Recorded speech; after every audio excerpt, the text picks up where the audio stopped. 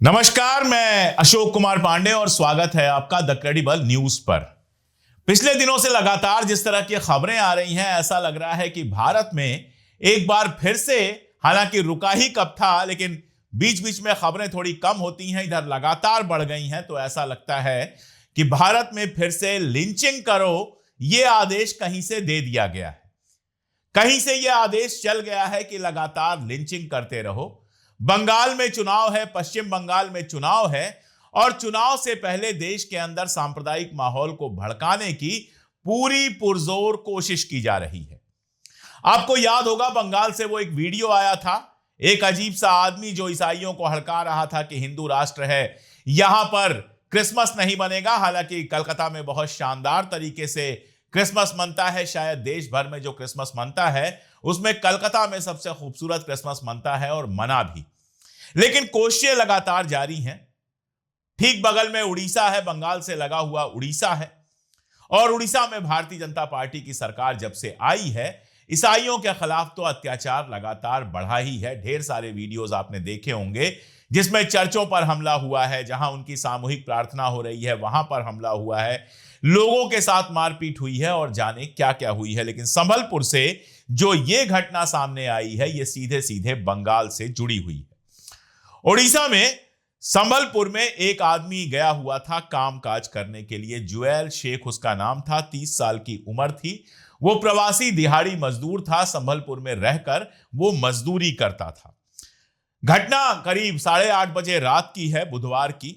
वो कामकाज करने के बाद शांति नगर में एक चाय की दुकान पर रुका, जहां पर 3 और उसके साथी थे जो प्रवासी मजदूर थे, माइग्रेंट लेबर्स थे। 4-5 लोग अचानक वहां पर पहुंचते हैं चाय की दुकान पर और मजदूरों से भिड़ जाते हैं। वो मजदूरों के ऊपर आरोप लगाते हैं कि तुम लोग बांग्लादेशी हो और अवैध हो। अब बांग्लादेश में और पश्चिम बंगाल में दोनों जगह बांग्ला बोली जाती है। जाहिर है वो 4 लेबर जो पश्चिम बंगाल से थे, वो वहां पर खड़े होकर बांग्ला में ही बात कर रहे होंगे, चाय का इंतजार कर रहे होंगे। उनसे उनका आइडेंटिटी कार्ड मांगा गया। बताया जाता है कि उन मजदूरों ने बड़ी शराफत से अपने आइडेंटिटी कार्ड भी दिखा दिए, जिससे यह बिल्कुल साफ था कि बांग्लादेश से उनका कोई लेना देना नहीं है। वो पश्चिम बंगाल से संबलपुर में गए हुए हैं मजदूरी करने के लिए। लेकिन उसके बावजूद जो वो गुंडे थे, जो आतंकवादी थे, जो बदमाश थे, उन्होंने उनके साथ मारपीट करना शुरू किया।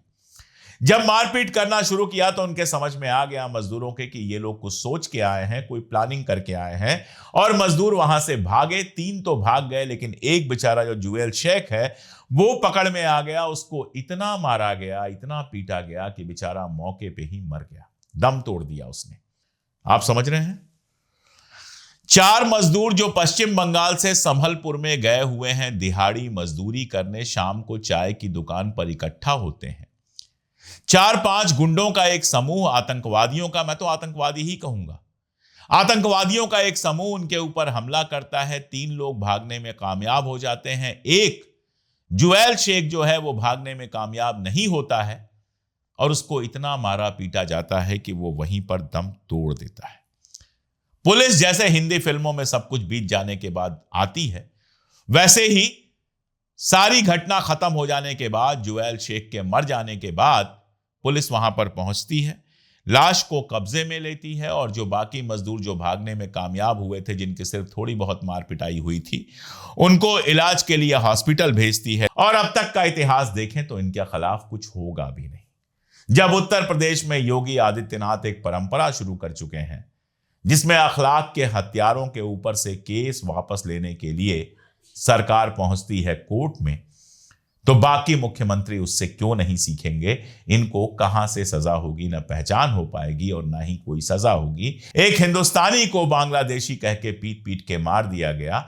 जाहिर है यह खबर जब पहुंचेगी पश्चिम बंगाल के अंदर, और पहुंच ही गई होगी, जब हम तक आ गई तो पश्चिम बंगाल में तो बहुत पहले पहुंच गई होगी, तो ये भारतीय जनता पार्टी के लिए वोटों के ध्रुवीकरण में मदद करेगी। इसीलिए मैंने कहा कि जिस तरह से एक के बाद एक लगातार घटनाएं हो रही हैं, ऐसा लगता है कि कहीं से ग्रीन सिग्नल दिखा दिया गया है अपने लोगों को कि अब जाओ, और बंगाल चुनाव जब तक हो नहीं जाता है तब तक लिंचिंग करो। आपको याद दिला दूं बिहार की, बिहार भी बंगाल से बिल्कुल लगा हुआ है।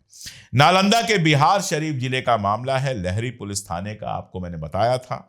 पहले भी इस पर मैंने वीडियो किया था। गगन दीवान गांव है जिसके रहने वाले कपड़ा विक्रेता थे अतहर हुसैन, जो साइकिल से घूम घूम के कपड़ा बेचते थे। 5 दिसंबर को इनके ऊपर भी भीड़ ने हमला किया, इनकी मार पिटाई की और 1 हफ्ते तक जिंदगी और मौत से संघर्ष करने के बाद 12 दिसंबर को इन्होंने दम तोड़ दिया। इसके पहले फरवरी और अगस्त में भी इस तरह की घटनाएं हुई थी। जो लोग इस मामले में गिरफ्तार किए गए हैं, 9 लोग गिरफ्तार किए हैं, उनके नाम भी सुन ही लीजिए। एक का नाम है श्री यादव, दूसरा रंजन कुमार, केदार यादव, गरीबन यादव, यदु यादव, चंदन यादव, पीयूष कुमार, सिकंदर कुमार और विपुल कुमार। ये लोग हैं जिन्होंने 50 साल के अतहर को पीट पीट कर मार डाला, जो कपड़ा बेच रहा था। यहां पर भी पुलिस ने रिवर्स FIR वगैरह दर्ज किया है, लेकिन प्रेशर इतना था कि कुछ लोगों को गिरफ्तार करना पड़ा है। अब ये लोग कब तक गिरफ्तार रहते हैं, कब इनको जमानत मिल जाती है, ये देखने वाली बात होगी। और पश्चिम बंगाल में तो आप जानते ही हैं, धीरेन्द्र शास्त्री का प्रोग्राम था। उस प्रोग्राम के दौरान कुछ लोगों ने रेहड़ी ठेला लगाया हुआ था, वो खाने पीने की चीजें बेच रहे थे। उसमें से भी कुछ मुसलमानों को मारा पीटा गया, उनका सामान बिखेर दिया गया, उनका पैसा लूट लिया गया, क्योंकि वो चिकन पैटीज बेच रहे थे।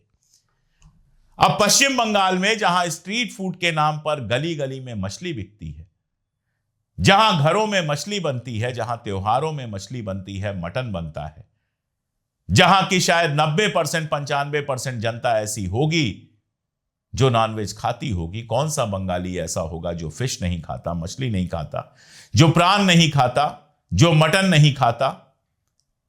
बंगालियों के डिशेस आप याद करना शुरू करते हैं तो या तो आपको रसगुल्ला, संदेश जैसी मिठाइयां याद आती हैं, और या फिर आपको मुड़ी घंटो और ऐसे तमाम सारे नॉनवेज आइटम्स याद आते हैं। उस पश्चिम बंगाल में चिकन पैटीज बेचने के लिए मुसलमान जो रेहड़ी वाले थे उनको मारा पीटा गया।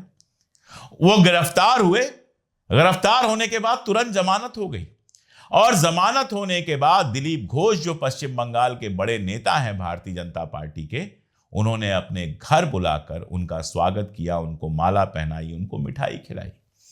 गुंडों को, आतंकवादियों को जो सड़क पर मार पिटाई करते हैं, उनको भारतीय जनता पार्टी का बड़ा नेता अपने घर बुलाकर बाकायदा माला पहनाता है, मिठाई खिलाता है। याद कीजिए, यशवंत सिन्हा के बेटे जयंत सिन्हा, उन्होंने भी झारखंड में यही काम किया था। जो लिंचर्स थे उनको माला पहनाई थी। ये लिंचर्स को माला क्यों पहनाई जाती है? ऐसे गुंडे जो आमतौर पर जाएं तो मंत्री लोगों के घर के अंदर भी घुसने को ना मिले, उनको बुलाकर माला क्यों पहनाई जाती है, मिठाई क्यों खिलाया जाता है?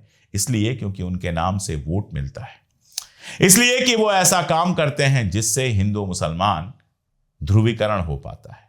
और ध्रुवीकरण, पोलराइजेशन इकलौती चीज है जो भाजपा चाहती है। मुसलमानों और सेकुलर लोगों के वोटों का बंटवारा हो जाए और कम्युनल लोगों के वोटों का ध्रुवीकरण हो जाए, यही तो बीजेपी चाहती है।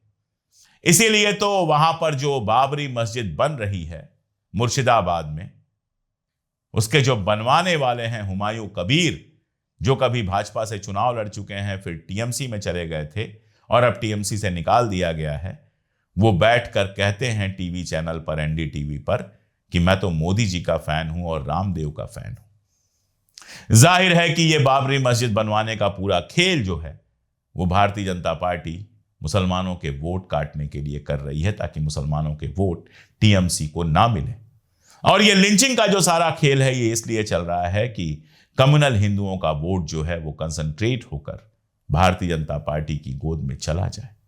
वोट की राजनीति के लिए गरीबों की जान लेना, देश के अंदर सांप्रदायिक माहौल खराब करना कितना अच्छा है और कितना बुरा, ये मैं आपके ऊपर छोड़ देता हूं। कमेंट में बताइएगा। देश का तो जो सत्यानाश ये लोग कर रहे हैं वो आप भी जानते हैं और हम भी जानते हैं। आज के लिए इतना ही, बहुत शुक्रिया।